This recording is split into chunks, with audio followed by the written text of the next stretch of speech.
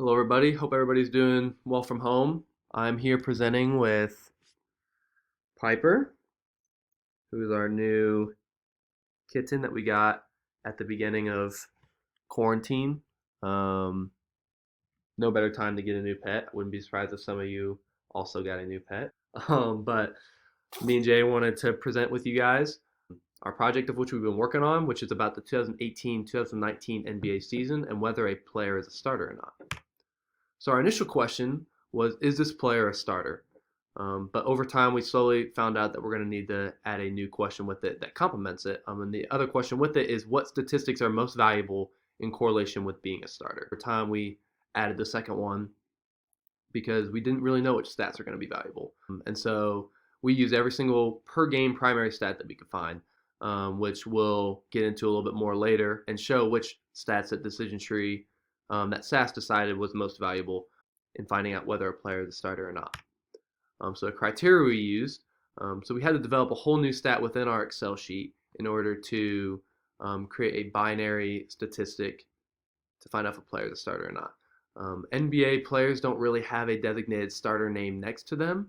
It's how many games they've started and how many games they've played. And so we decided to use 70% as our criteria.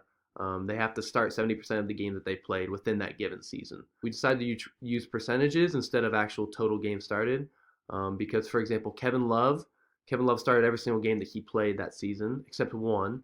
But he only played 22 games because he got hurt. And so Kevin Love would be considered a starter in this given season, but because of his injury, he didn't actually end up playing as much. And so we wanted to use a percentage instead of an actual total, just because we thought that would more accurately describe all the starters that would be given to us. Here we have a small sample of the data that we use in our project, and so we didn't use every single player here. We actually ended up using all 530 players that played a single NBA minute in the 2018-2019 season. And I know that this data is small. It might be kind of hard to see. And the purpose of this isn't for you guys to really be able to read it, but just to be able to understand how many columns of data that we inputted into our decision tree. We did not know which stat was going to be most valuable, and so we used every single per game NBA statistic to be able to understand which of these stats will be most valuable in finding out if a player is a starter or not. And later on, we'll show you guys our decision tree, which will show you which stats actually did end up mattering when determining that. And so we have a little bit of a game to kind of help you understand the new criteria that we made.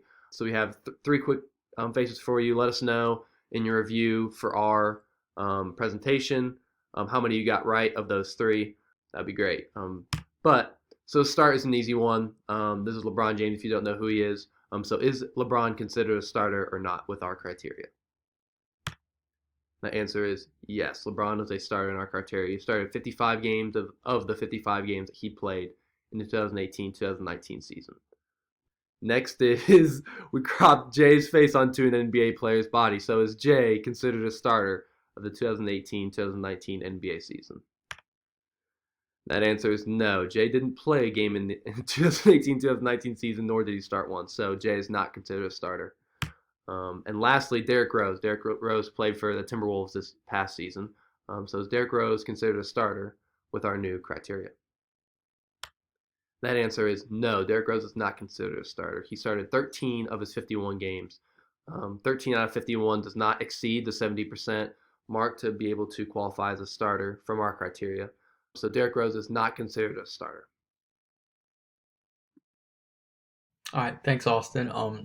Hey guys, I'm sorry I don't have a cat with me today. Hopefully I can keep your interest like Austin did with his new pet. But to start off, I want to say these results definitely surprised me. You'd think a player such as myself or a player like Derrick Rose would be a starter in the NBA, but that's just not so. Anyway, but when me and Austin started this project, we were trying to predict which players would be starters. We even tried to use different statistics to determine that, like points and assists and blocks and stuff.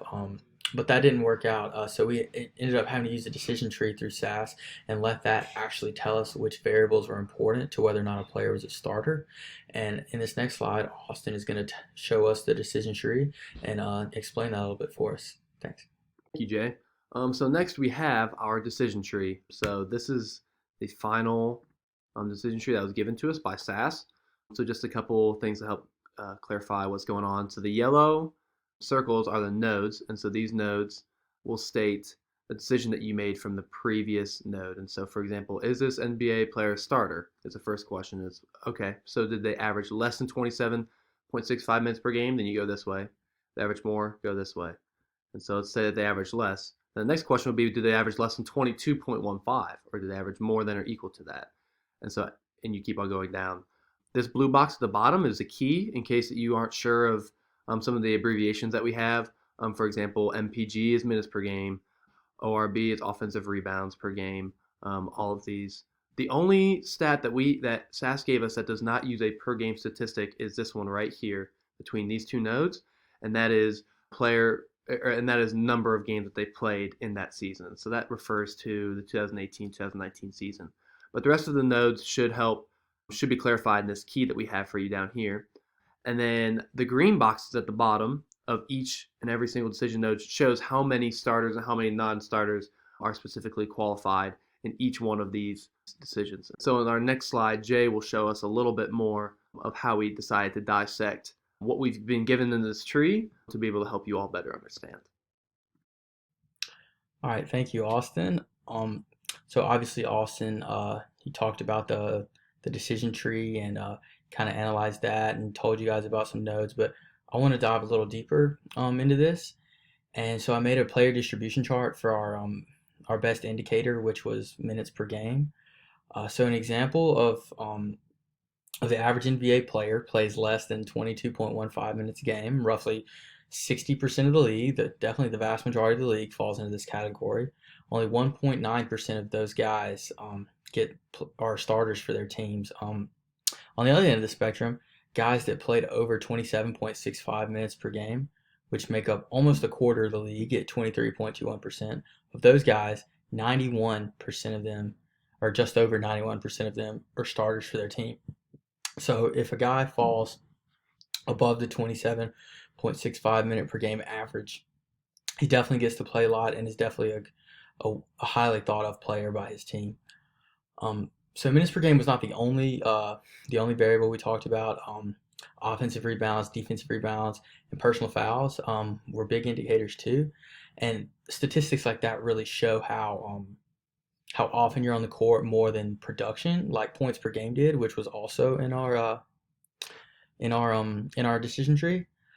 And I'd say that was definitely one of the biggest takeaways from this project for me, was that playing time and just being on the court had a lot more to do with being a starter than actual production and skill for the most part. So with that, I want to thank you guys for your time. Hope everyone has a good break and hope everyone does well in their finals next week. Thanks.